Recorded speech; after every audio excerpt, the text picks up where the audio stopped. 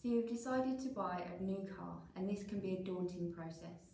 But on this occasion, the internet can be used to help you find an online buying guide, which will help give you advice and guidance on how to go about buying your second-hand car. You can find many guides online. Just choose a name that you're familiar with, or look at our site, Central Beds Council, and there's a buying guide on there for you as well. Now, there are various checks we suggest you complete when it comes to buying a car and parting with your hard-earned money. When you decide to buy a car, most people start on the internet, and whilst you're looking at cars, also look at the traders. Look at their reviews and their testimonials.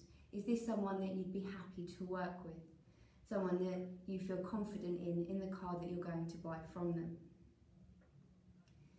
Once you've found a car that you like and a trader that you feel confident and happy to go and see, go and look at the car, and first and foremost, take your time with this. Look over the car carefully and slowly. Don't get wrapped up in wanting this new car that's all shiny. Have a proper look at it, and have a look at the mechanical checks that are also part of this video. Secondly, take the car out on a test drive. Listen to how it drives, understand how it feels on the road. Check your lights, your brakes, and your horn and wipers before you set off on your test drive. These may be important to you before you even get back to the forecourt. As important as the mechanical checks are, there are also some paperwork checks that we would suggest you complete prior to parting with your money. Firstly, ask the trader or seller to look at the paperwork of the vehicle. Should be able to provide you with the logbook of the car.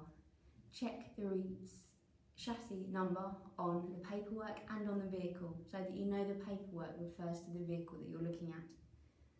Then have a look at any MOT certificates that are with the vehicle.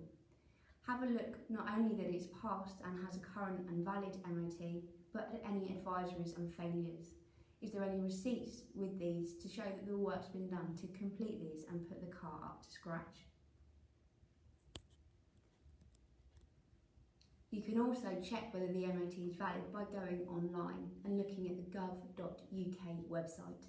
This will also now tell you what tax class the vehicle is, as the tax discs are no longer displayed on the windows and tax is no longer transferable, so you will need to get your own tax for the vehicle. Thirdly, we would suggest you complete a HPI check or a car data check. There are a number of reasons for this, and whilst it will cost you a little bit of money, it is absolutely worth doing so. And there are three main things we would suggest you look at for a HPI check. Firstly, that it covers any police data, whether the vehicle is stolen or has any other markers on it, which may make you now of interest to the police if you're seen driving that vehicle. Secondly, have a look at any finance on the vehicle. If there is finance on the vehicle, the person who's selling it to you may not have a legal right to do so. This may mean in extreme circumstances that the car can be seized from you if that finance package is no longer paid for. This will leave you without your money and without the car, so it's clearly a situation you wish to avoid. Also, make sure that you check the mileage that's displayed not only on the MOT certificate, but on the mileage odometer in the car itself. Does it look right? Is it slightly above the MOT? And check the dates for this.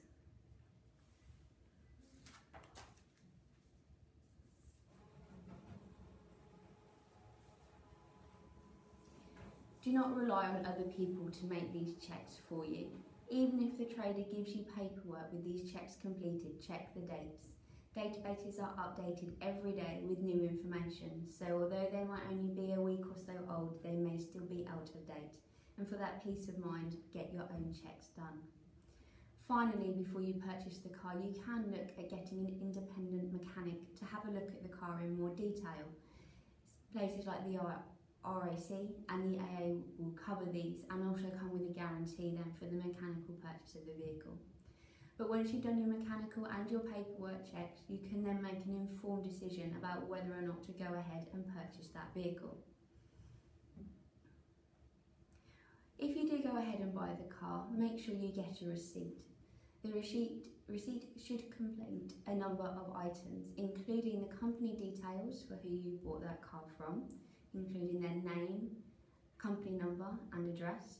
Should contain all the details of the vehicle that you bought, its make, model, engine size and colour, and obviously the price that you paid for the vehicle, including how that payment was made, whether it was cash, part exchange or finance.